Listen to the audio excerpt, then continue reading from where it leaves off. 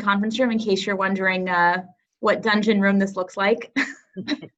So on this Rosh Hashanah, you know, what I really wanted us to study together is the Unatana Tokef prayer, which has been a challenging prayer for me for a long time, and is one that, you know, I have friends and family who, you know, want to like leave the room at that point when we get to the Unatana Tokef. And I think there's, now that I've studied it a bit, I went to a session with Dr. Eliezer Diamond from JTS. Sorry, is there an echo? I just heard myself echo. Hope not. Okay. Adina's nodding yes. Okay. Sorry about that. I went to a session with Professor Diamond to study more deeply the Unatana Tokef this summer. And I came away with some insights that, for me, truly redeemed this liturgical masterpiece, and that I hope will also provide us with some inspiration. Both sort of a Jewish view of suffering, about also our relationship to God during suffering, and that will provide us inspiration during the service. So I'll share my screen so that we can look together. If you have a machzor, though, in front of you, that's even better, because I put a lot of the Unatana Tokef on this source sheet, but not all of it. And hopefully we will touch on a bit that was not on the source sheet. So I'll share my screen first, and then I'll find the page number for those following along.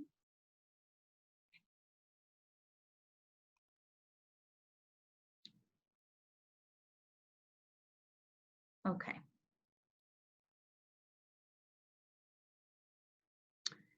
Okay. So first, the blessing for Torah study. Baruch atah Adonai Eloheinu melech haolam asher kidshanu b'mitzvotav v'tzivanu la'asok b'divrei Torah. Okay. So the Unatana Tokef is a prayer, most likely, and I'm glad Dr. Cooper's here, that is from the Middle Ages, but is attributed to a famous paitan called Yanai from much earlier. A piyut is a liturgical poem or prayer, and there are many piyutim throughout the high holiday services, throughout liturgy. It just is liturgical poem or liturgical prayer, and Yanai is one of the most famous authors of these. So Unatana Tokef, I'm now just looking in the Siddur, if anyone has the page. It comes up 143. Thank you, Michelle. Comes up in the Musaf Amidah. It was originally just meant to be in the Rosh Hashanah Musaf Amidah, but made its way into both Yom Kippur and Rosh Hashanah. So I want us to begin by reading this. It's very heavy. It's very heavy. Let's look. I tried to bold some parts of the Hebrew because there are, you know, like all poetry, the language is really important. So there are repeating words and words that I think give us also different, bring up different emotions and different meanings. So let's just dive in, though. Cheryl Hoffman, do you think you could begin from "Let us proclaim"? And by the way, this prayer, I've meant to say, during the Amidah, whether on Shabbat or a holiday, there's a blessing called Kedushat Hayom. That is the blessing on the sanctification of this day. Today is a holy day. It's Shabbat or it's a holiday, and so we have a special blessing on the sanctity of that day. And the Unatana Tokef is the sanctification of this day. Unatana Tokef, you can see, is "Let us proclaim," and then Kedushat Hayom is the power or the sanctity of this day. So that's what it means also, and where it comes in. So Cheryl, thank you for starting us off. Well, it's a good thing I switched over to my reading glasses. I didn't know you were going to call on me. Well, okay. Let us proclaim the power of this holy day, for it is awesome and terrifying. On that day, your sovereignty shall be exalted. Your throne will be established in loving kindness, and you will sit upon that throne in truth. Great. Keep on going. First of all, no, let's pause for a second. What are the emotions? What's going on in this very beginning of Unatana Tokef?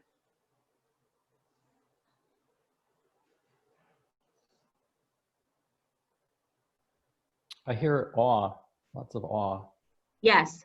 So Norah v'ayom, awesome and terrifying. So really terrifying. Yes. Okay.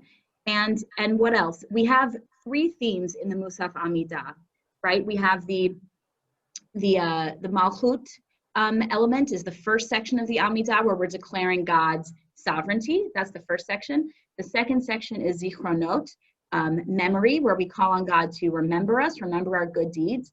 And the third section is Shofarot, where we call on God to, or we blast the shofar. Today is Yom Teruah. So that's important to remember. Those are the three sections. So this first part of Unatana Tokef is also paralleling that first part of the Musaf Amidah, Malchutecha.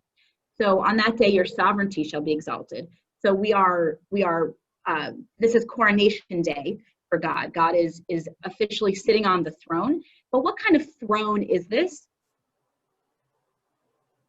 It's a good one. It's loving kindness. It's loving kindness. B'chesed b'chisecha. It'll be established in loving kindness, but teshev alav be'emet. We'll sit upon that throne in truth. So we have always this sort of going back and forth for God between truth and judgment. You would say, like, if we're being really honest, then we should all be really punished. Yeah, I was wondering why they said truth, why it's truth and not justice.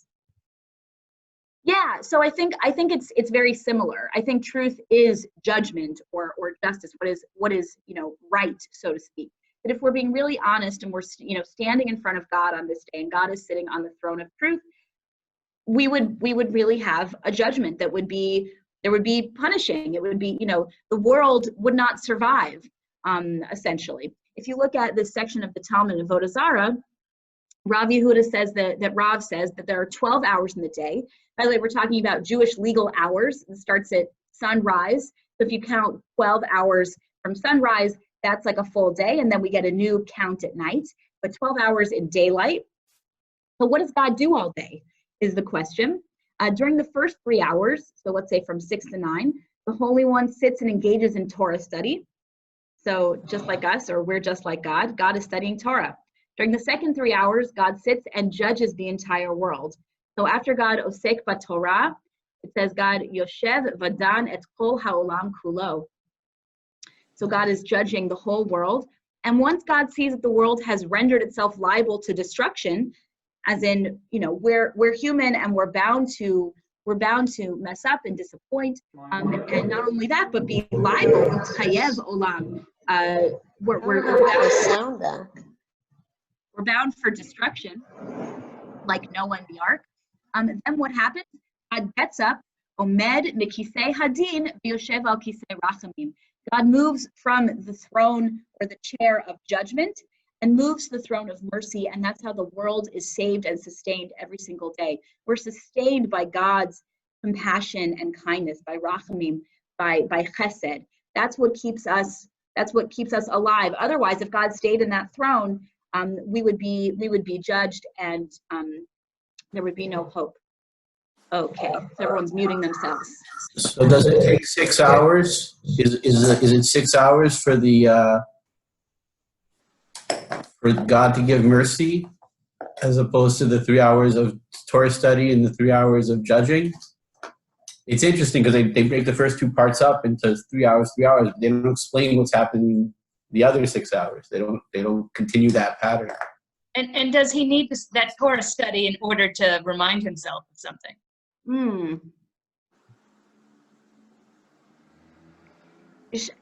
Yes, I mean, I think you could say that Torah study sets God at that proper balance, maybe between judgment and between mercy. How much time it takes, I don't know. I think that's how God's day is divided. What I think is most significant, though, is that the world is sustained because God has compassion on us.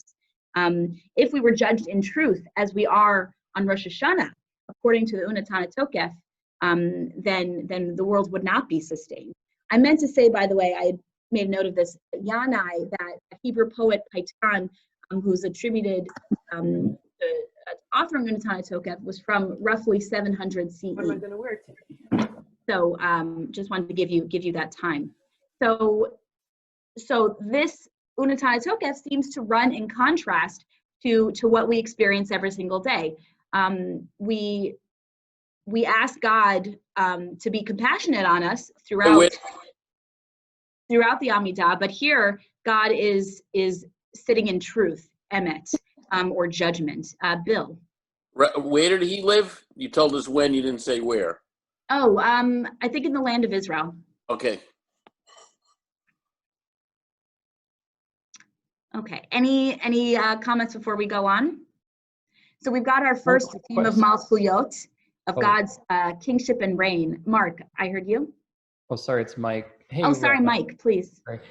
In the beginning, it talked about this day, and then it said that day. Is there some sort of dichotomy between like earthly and heavenly, or is there some other deep meaning to that, or is it just the translation? I think it's just the translation as referring to the same day. Yeah, we're talking about Hayom, this day, the sanctity of this day. Uvo is on the third line here in the Hebrew, and in it, literally, or on it, Tinaseh Malchutecha, your sovereignty will be exalted. So yeah, same thing. But interesting, right? If we were talking about different days here, but it's the same. So here we get the word, we continue on in Unatana Tokef, the word emet again. Emet repeats. Nomi, would you be able to read from It Is True? It is true that you are the one who judges and reproves, who knows all and bears witness, who inscribes and seals, who reckons and enumerates. You will recall all that is forgotten. You will open the book of records, and it will be read of its own accord. It contains the attestations of all humanity. Okay. So here we are again, mirroring we just had Malchuyot, now we have Zichronot. Everyone see where it says Zichronot in the Hebrew or in the English. We're talking about the book of records. Now, God is both judge, jury. God knows all here. God takes an accounting of everything. God knows all. God remembers that which we have forgotten. And it contains v'chotem yad chol ha'adambo, everything about us that happened during that year. Still, I would say terrifying and awesome in thinking about God in this way. So if we're judged by this sort of standard of truth, how could we possibly be acquitted? If God is really taking note of everything we did, and of course, side note, we've all done a lot of really good things this year. There's a lot of positive to look back on that I hope we all are doing. But in this prayer, I think the notion is really Yom Hadin, that God is remembering those times that we may have forgotten, that we lied, that we did not behave. We did not behave well, and God was watching. God was there all along, and even recalls those small moments that we would have forgotten. So if God is judging us according to this standard of absolute truth, then the judgment is going to be rendered, and how can any of us expect to sort of reach the level of emet, of God's emet, of being truly perfect? We can't ever attain that high level. So it seems like we're sort of doomed so far. Any reactions before we keep going, though? Rabbi? Yes? I think it's interesting that the Hebrew could be read each person, not all humanity. And I think that's a very different way of looking, that God doesn't judge humanity, judges each and every person kind of one by one. And I think the Hebrew in that sense is a more powerful evocation of this issue than is the translation. Beautiful. Thank you, David. And I can't even see your face, but I know your voice and your wisdom. So thank you. That's a great point. Chol Adam Bo. Adam, every person, Adam being the first person and also the word for a human being. God sees each of us uniquely, not as a sort of a mass, but every person in all their detail, in every aspect of you. God is both Melech today, sovereign, huge, totally unknowable and distant, and then also sees each of us in each of our humanity, knowing everything about you individually. Alba. Yeah. We have a question. Yes. So I had a question about the line, and it will be read of its own accord, because that's very different than God will read it. It's that the book itself is reading of its own accord, and it just, like, to me, it just speaks to how our actions will always have effects, whether or not anyone stops to think about it. It's like, it's out there, and God's just remembering, but it's always out there. Yeah, good point. Right. It's in the passive here. God doesn't have to write it, really. It's there. It speaks for itself. We speak for ourselves. Go ahead. If you had mentioned before, quote unquote, the absolute truth. What is the absolute truth versus any other truth? Well, I guess I was contrasting truth with let's say chesed, with rachamim, with God's kindness and compassion, versus if we were being judged in all of our truth, then there would be punishment. There would be a true judgment of us, that we would not. There's maybe a standard that we could not ever hope to meet, and that we rely on God's compassion in order to live every day. Rabbi, Sharon. is it true that we, after Yom Kippur, we are starting a brand new year? So whatever we've done wrong this year, God is not going to remember it, and he's just going to look at us as a new person. Yes, after Yom Kippur, that's right. It's as if we've been reborn, recreated again. But first, we have to get through Rosh Hashanah before we can get to Yom Kippur, to the Day of Atonement. I think one of the points is that after Rosh Hashanah, the decision has been made. Right. Is there an appeal after this judge and jury has judged us today? The appeal you have is on Yom Kippur, but the judgment has been made, and all we can be doing is averting the unpleasantness of that judgment. Right. So that'll bring us to more toward the end of Unatan Tokef, when we get to the light, of this section, silver lining. But there is an appeals process, and it is before Yom Kippur. So yes, there is a judgment rendered today, but we also have these 10 days of teshuvah between now and Yom Kippur to atone, to give tzedakah, to pray. Those three practices, as well as some will say even through after Yom Kippur until Hoshana Rabbah, the 7th day of Sukkot.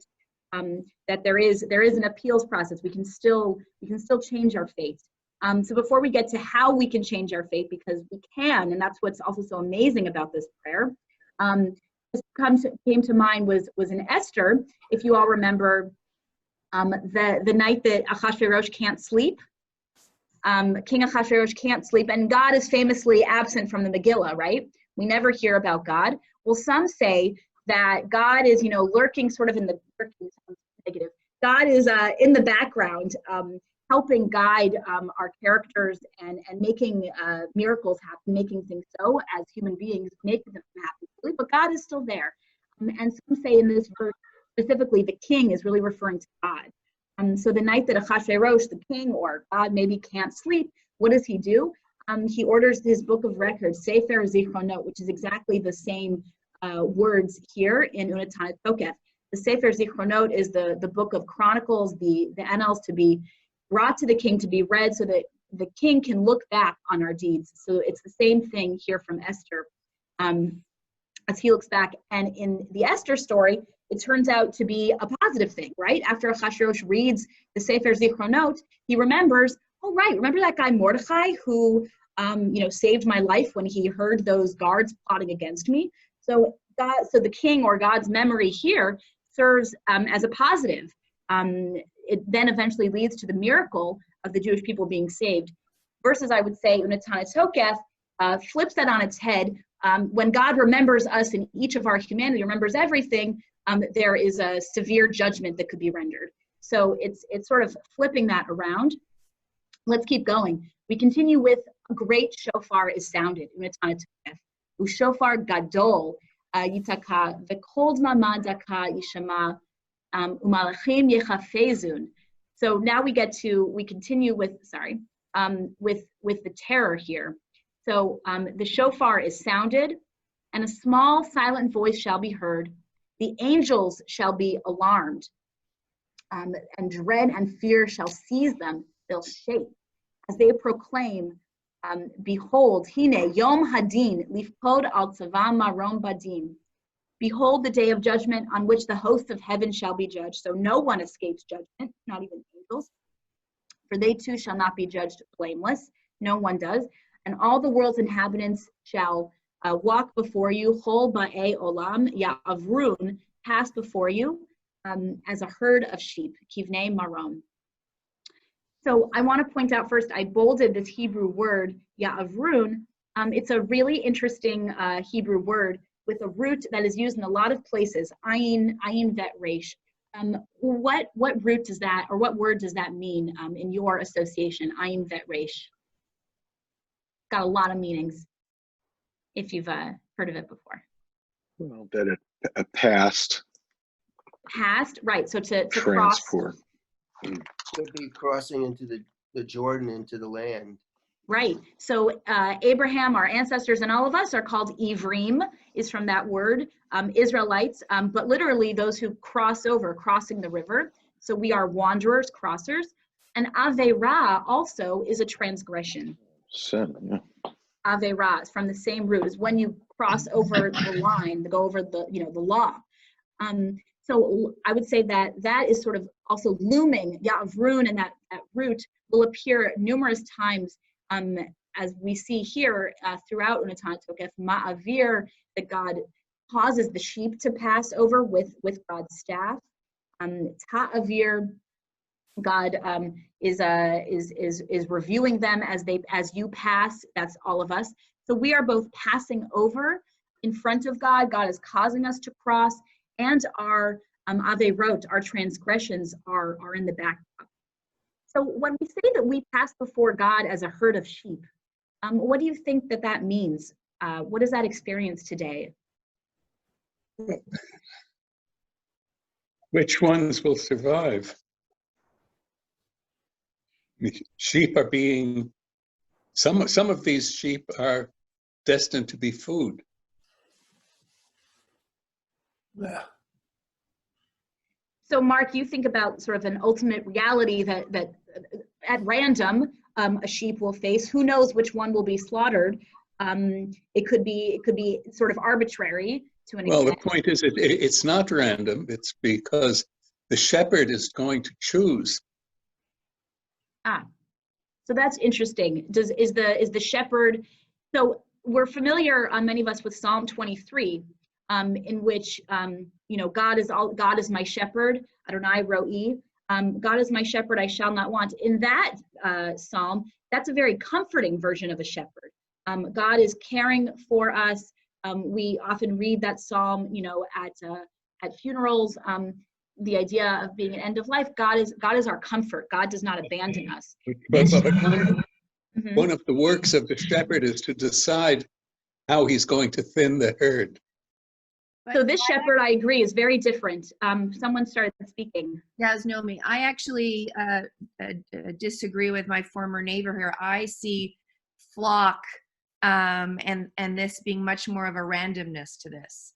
And it's not about that personal connection the same way of where you looked and, judged all that one's done. It's more about, they're all there and you've got to get them to do it and do it in the order that they come. So that's the part of this that's the most reassuring of this whole piyut is it's not about what we've done. It's more about a randomness.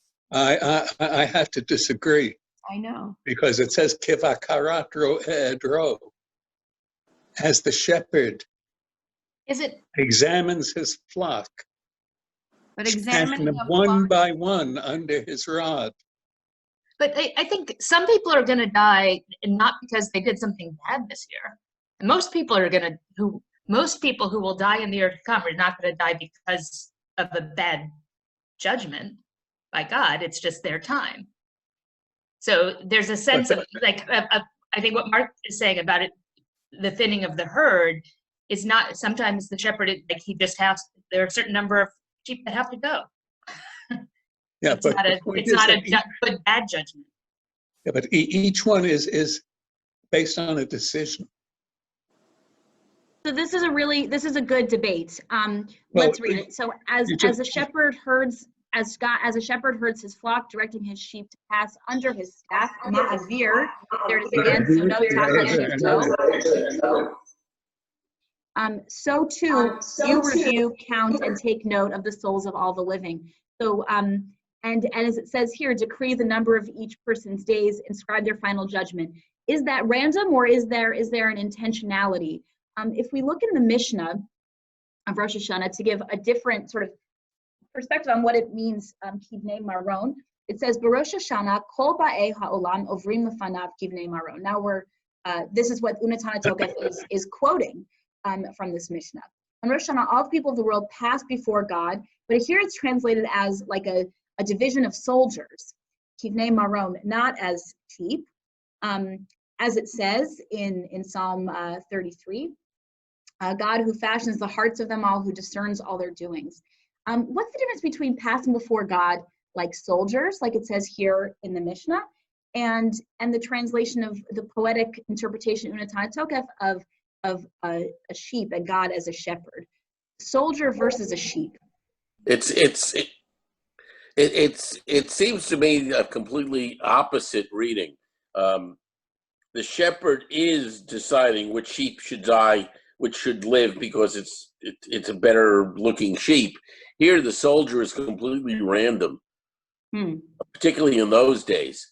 I mean, is it? You're still deciding which troop or line to go in the front, which ones to go in the back, and which, who are the elite soldiers and who are the pawns. Well, how do you equate this with mass tragedies? So Holocaust, 9/11, today, the pandemic. Are you telling me all these people did something bad and that's why they were? God forbid.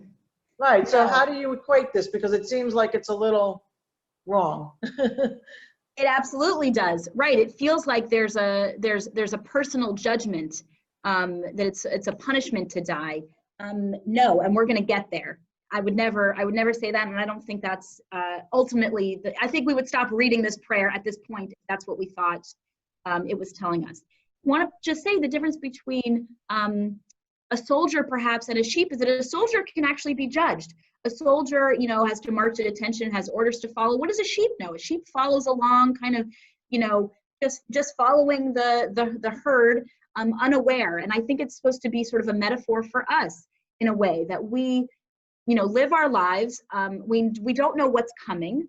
We might be doing our best to stay with the group or to follow. I'm not being heard. The truth is, but we are ultimately like sheep, and we don't know when our days are up. And for me, it does feel. I agree with Mark that the shepherd is making decisions, but it is sort of at random. The shepherd is deciding. Okay, maybe the 10th sheep. That's the one that's going to be taken today. So it is a randomness and a metaphor for how we sort of live our lives, not knowing what will happen next. There's this loss of control, this lack of control, in truth, that we have, that we don't like to admit or talk about, but it's the truth. And here we get to, I think, the truly terrifying part, which my teacher, Rabbi Ed Feinstein, insists that we read, we answer these questions with me. So when we say, who shall live and who shall die? The answer is me, because this is all of our faith. This isn't a personal judgment, but the decree that we all have just as human beings is that our days will end. So who shall live, who shall die? Me. Who by water, who by fire? Me. I don't know when, I don't know how, but the answer is me. Art, you had your hand up?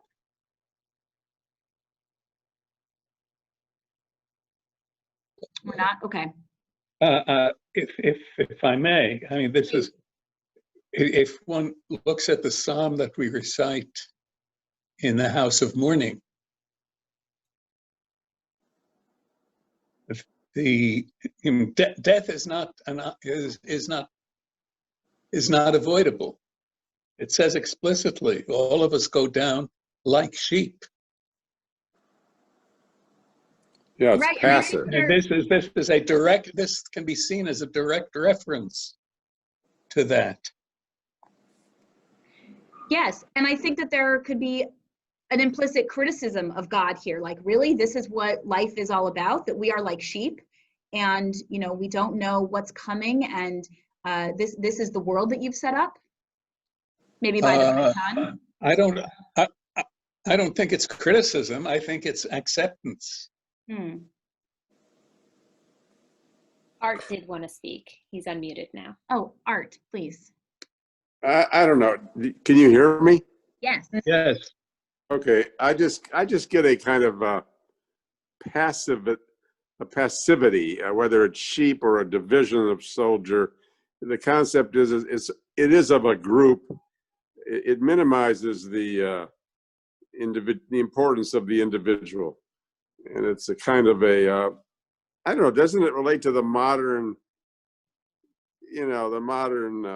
cliche, or using the analog of a sheep as a kind of a passive, obedient. I'm just wondering if there's that connection rather than this, the role of the authority in terms of ruling over the sheep. But anyway, I get a sense of subordination to the herd or the division. That is, they're not in control. They're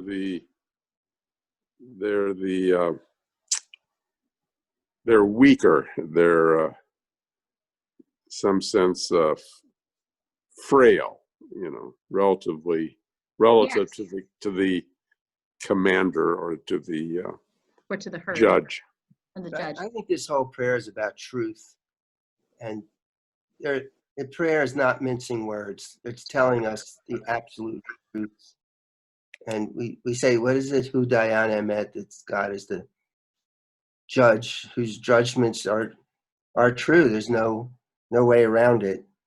And on the one day of the year, we're not engaging in truthiness. We're down to truth, the absolute truth. And that's a valuable thing. I want to get to the end because, like Cheryl, we need to redeem this in some way. Otherwise, not only does it feel like, the death is somehow a personal judgment, but that there's sort of no way out of this existential, like, we have no control, we're just like sheep, wandering about, being plucked, at some time. So what does Unatana Tokef say next? Utshuva, utfila, utzdaka. There is again ma'avirin et roa hagzera. Repentance, prayer, and tzedakah, charity, righteousness, avert the severity of the decree. Avert the severity of the decree. Doesn't say that it cancels it, as it says here in the Midrash of Genesis Rabbah, where it says that Rabbi Yudan said that Rabbi Eliezer, that there are three things that annul the decree. Mivatlin et hagzera. Livatel means to cancel. In the Midrash here, this text says that we can actually cancel a decree from God through prayer, tzedakah, and tshuva. Not so in Unatana Tokef. It's not about canceling, it's about mavirin, which we can understand, I think, in a lot of different ways. I choose to understand it as giving life meaning. However much time that we each have, we can make life meaningful through relationships. That's for me teshuvah, through strengthening our relationships and our own qualities, through prayer, through a robust spiritual life, whether in nature, with God, with the Spirit, something greater and bigger than ourselves, and through charity, through making a difference in the world. While we are here, we can ma'avirin. We can can't even use one word to translate it, but here it says avert, to pass through, to continue on. I'm jumping to more the end. Can I just make no? The first thing I thought of when I heard that Justice Ginsburg died was, just the moments before Yom Kippur, that she, Rosh Hashanah, that she had squeezed out that last forgiveness by God. She's been through so much, and she just couldn't get any more, no matter how good she was.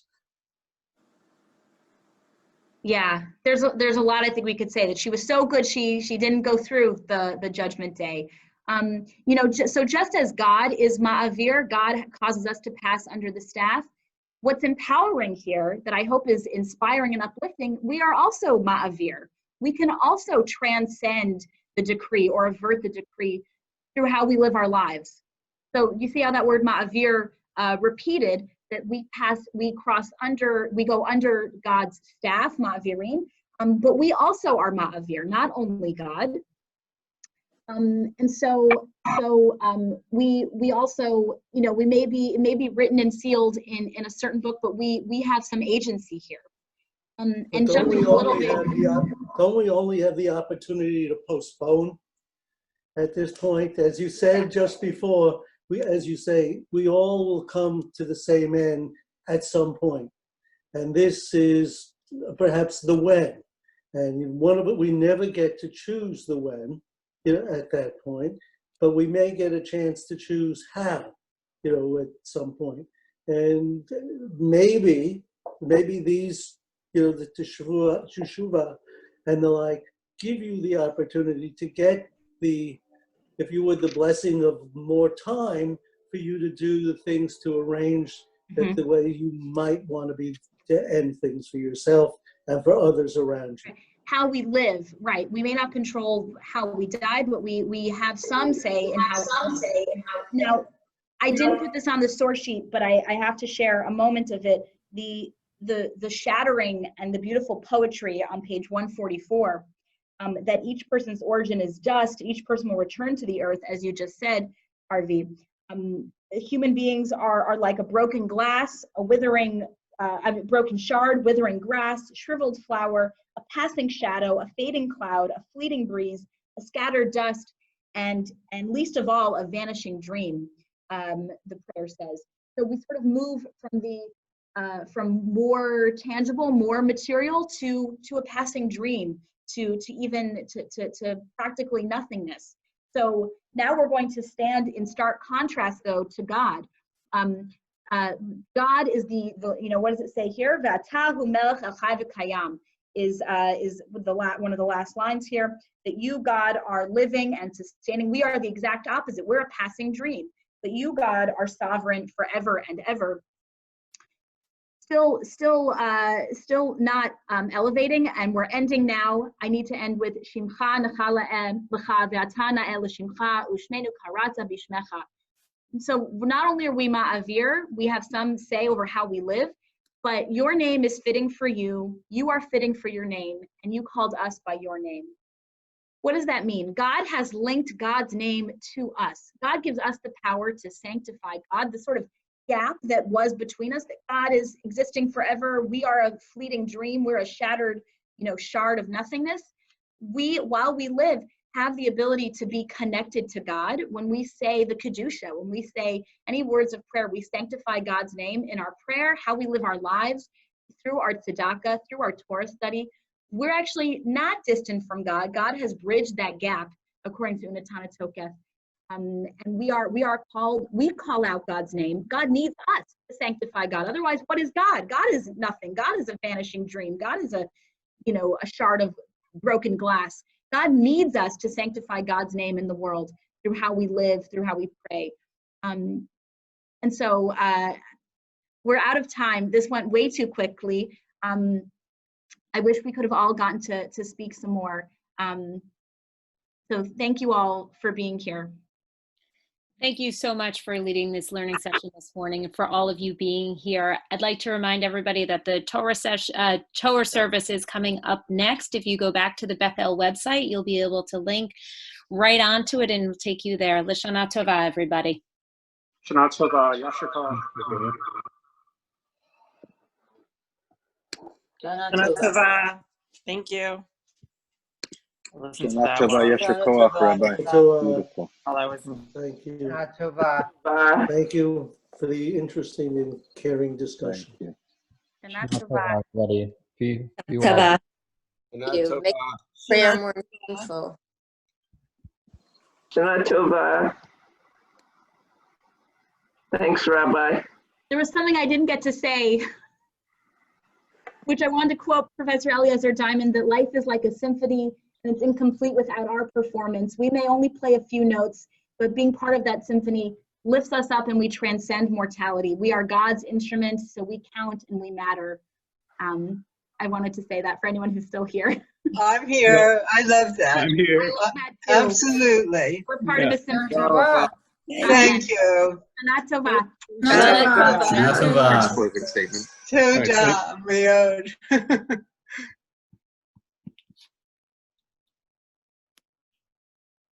Some of us are still here. I know, I see lots of people. I don't like cutting someone off.